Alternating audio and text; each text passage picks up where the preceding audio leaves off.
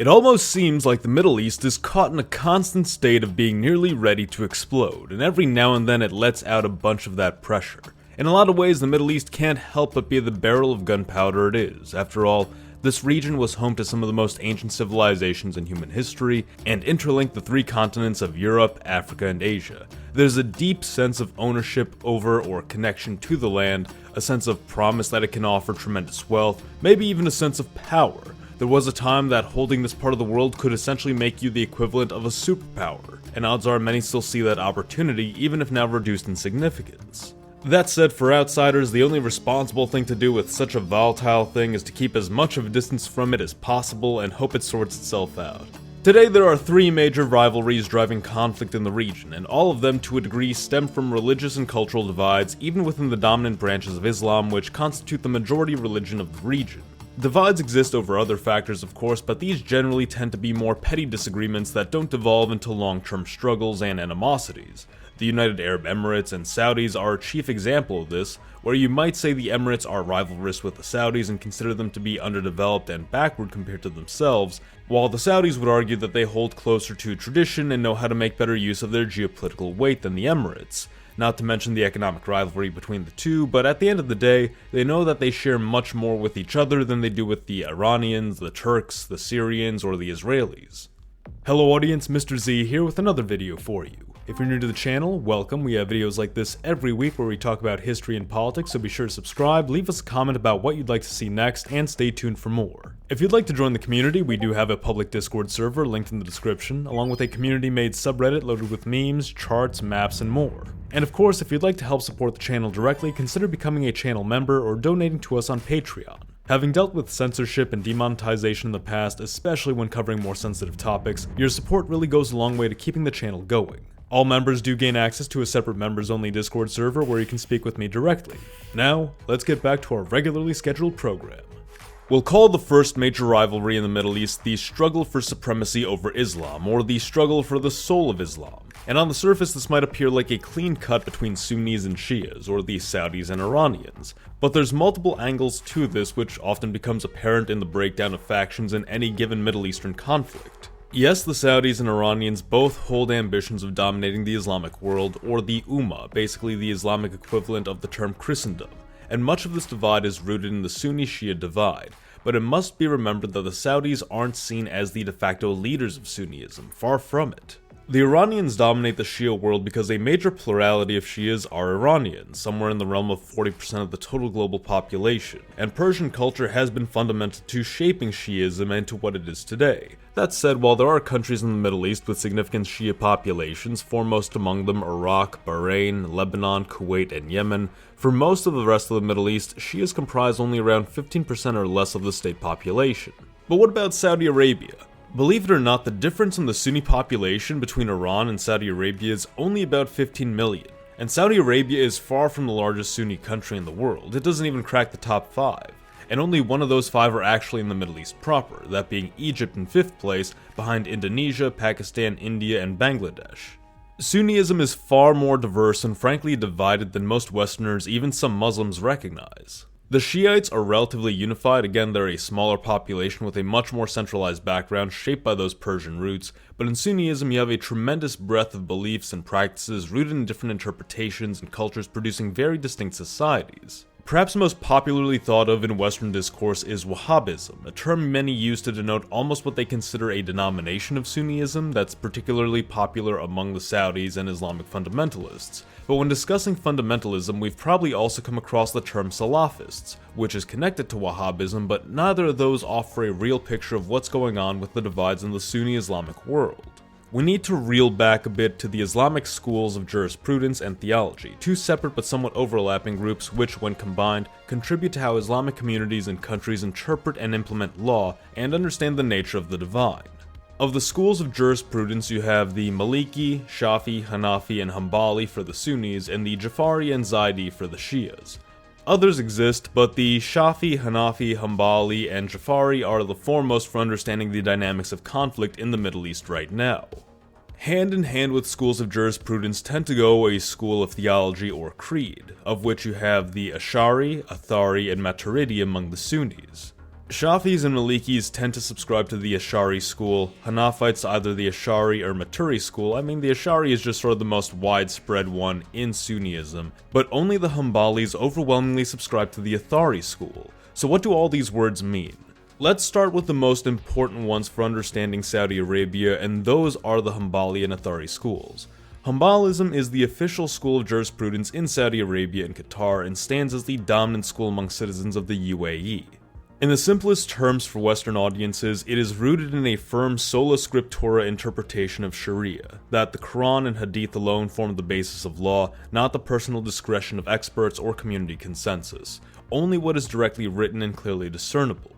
Complementing this is the Athari Creed, largely codified by Hanbali scholars, which demands a strict, literal, textualist interpretation of the Quran, promoting personal scholarship in the Quran instead of blind trust in experts, and the emphasis of traditional knowledge over speculation and rationalization, because human reason is limited and fallible, while the Quran is infallible. Some might say this sounds almost reminiscent of what they've heard about Wahhabism and Salafism, and that's because those movements are direct offshoots of Hanbali thought, and Hanbali thought is a product of the old Arabian culture and views which created Saudi Arabia. They're all intertwined. Some might argue that part of Wahhabism and Salafism is the rejection of specific schools in favor of pure textualist interpretations, but this is a lot like the situation with Baptists and Christianity, where they reject the idea of a central church body but de facto have a central authority through things like the Southern Baptist Convention, even if it's more of a cooperative body than a hierarchical body. This has even contributed to many Baptists identifying as non-denominationals now to better align with their congregationalist view of how churches should be organized, and some Salafists in Islam have taken up a similar position, identifying as Sunnis or Muslims but not identifying with any specific school, even if their views are distinctly derived from Hanbali thought. You often see this description of Salafism and Wahhabism as though they're their own sects or maybe denominations of Islam, when they're really nothing of the sort. Closer to denominations would be the schools, but even then they're still a bit short of that ranking. At most, Wahhabism and Salafism are to Hanbalism what Puritanism was to Calvinism. They're reform movements within a larger school of religious thought. So how does this religious outlook contribute to Middle Eastern rivalries? Plainly, the Hanbalis, led by the Saudis, see themselves as the most traditional and true adherents to Islam in the Middle East. This is also the first time in history Hanbalis have had such a level of power. While past caliphates have been associated with the Maliki, Shafi, Hanafi, and Jafari schools, the Hanbalis have never led a caliphate, and the Saudis are actually ambitious enough to want to change that.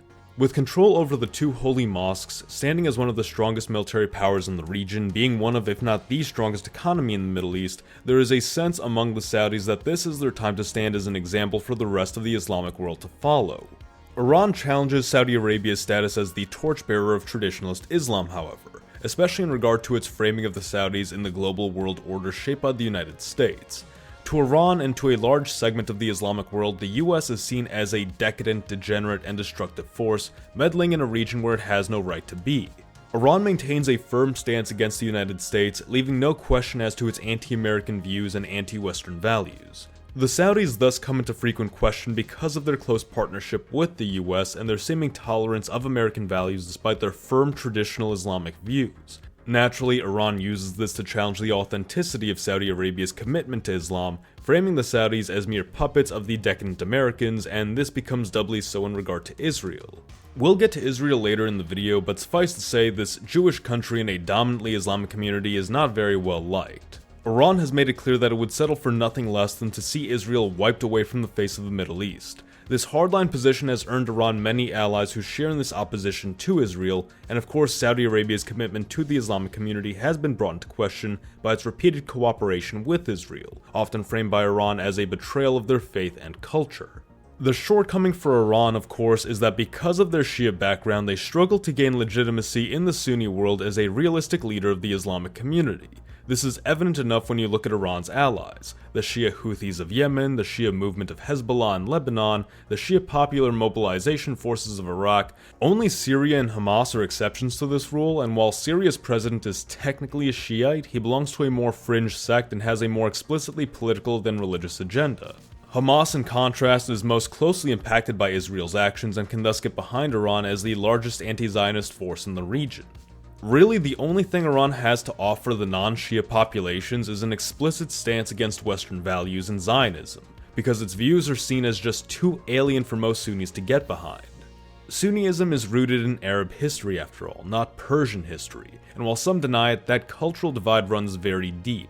Nevertheless, the Hanbalis of Saudi Arabia still feel threatened by the Persians and do what they can to actively weaken Iranian influence and cripple their allies. Perhaps most infamously are the various militant and terror groups linked to Saudi Arabian backers, from Al-Qaeda to al-Nusra in Syria and allegedly even ISIS, all of which, while not explicitly Hanbali, do overlap significantly with Hanbali thought, often assuming explicitly Salafist or Wahhabi positions, and have either assumed aggressively anti-Shia positions targeting Shia communities, or actively combat Iranian allied states or groups, most notably in Syria and Iraq.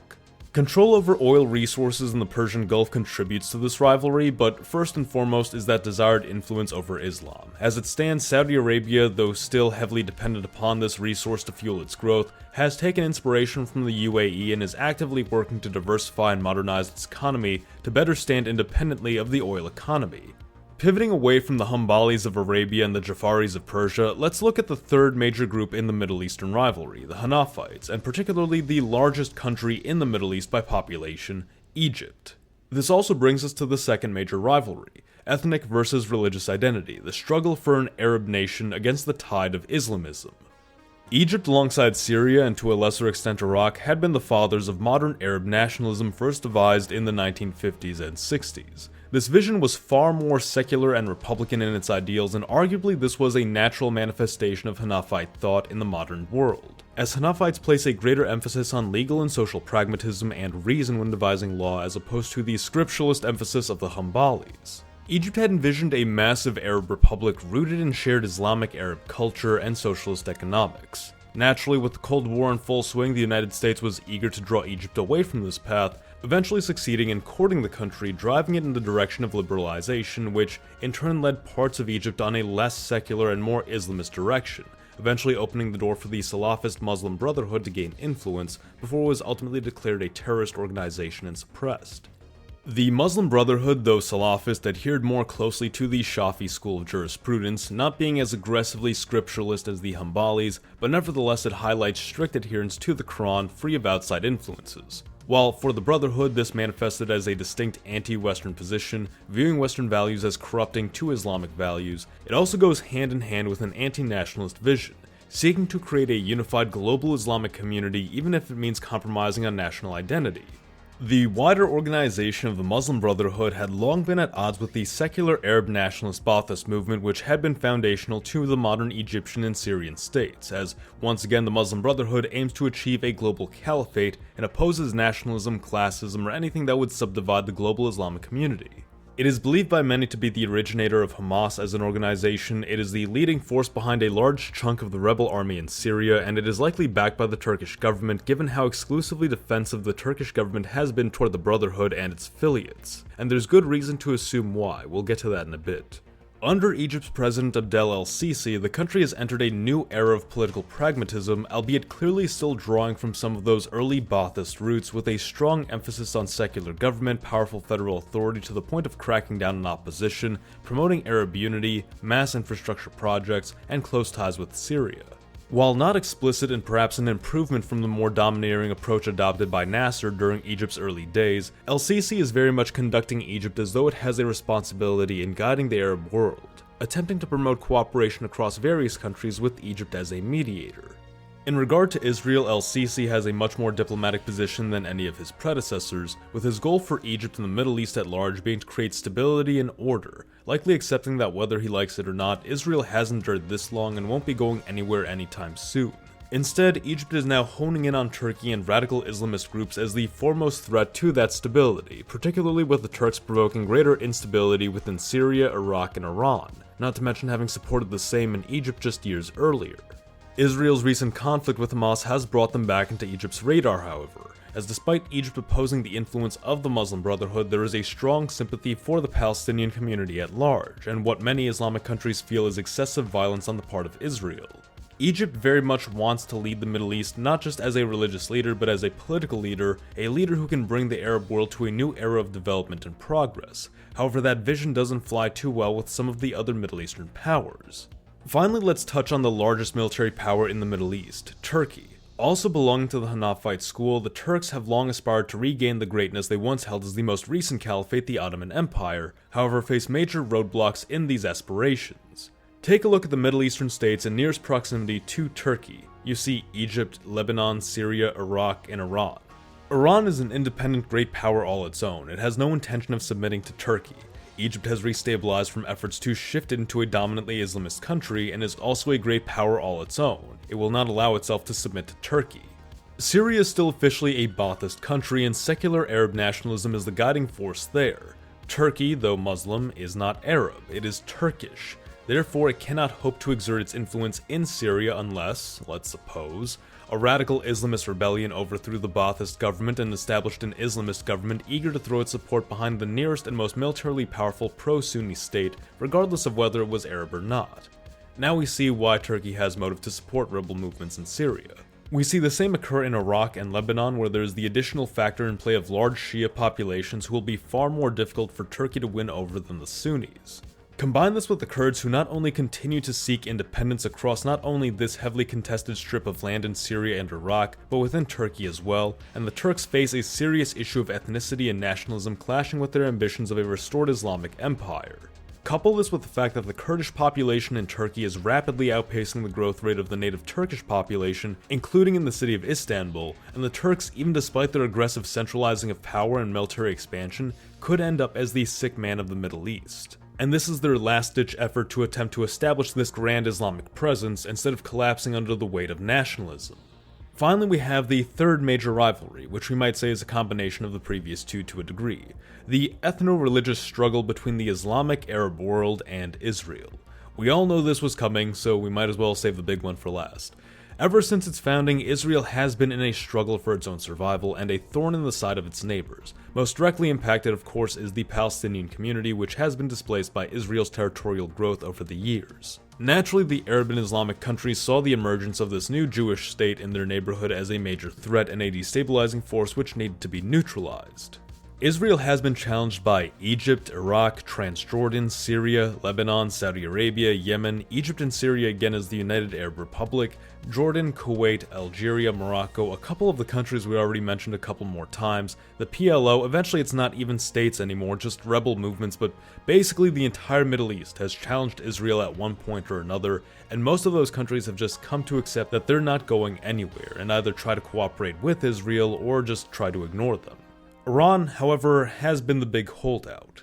Now that virtually all the Sunni states have exhausted themselves fighting Israel, Iran and its Shia allies have finally taken it upon themselves to make their own stand against Israel in a show of solidarity with the Sunni movement of Hamas, which again has ties to the Muslim Brotherhood, which has ties to Turkey, which is one of the only Middle Eastern countries to have not been at war with Israel in the past, though that being said, relations between Turkey and Israel have also been in decline, with Turkey's president calling Israel a terror state and warning that Israel's invasion of Lebanon is a step toward attacking Turkey directly. There's several levels to this, but of course the most obvious is that Israel is seen as a foreign entity by many of these countries, a country which simply should not be there, and which through its existence has displaced the native Arab Islamic population, which all these other countries are sympathetic to. Beyond this is of course a sense of threat. Israel has demonstrated itself to be a formidable power, and its nuclear arsenal is understandably a matter of concern for many Middle Eastern countries. But beyond this is also a fear of how far Israel will go. What does Israel ultimately want, and how much more could it possibly expand if it goes unchecked?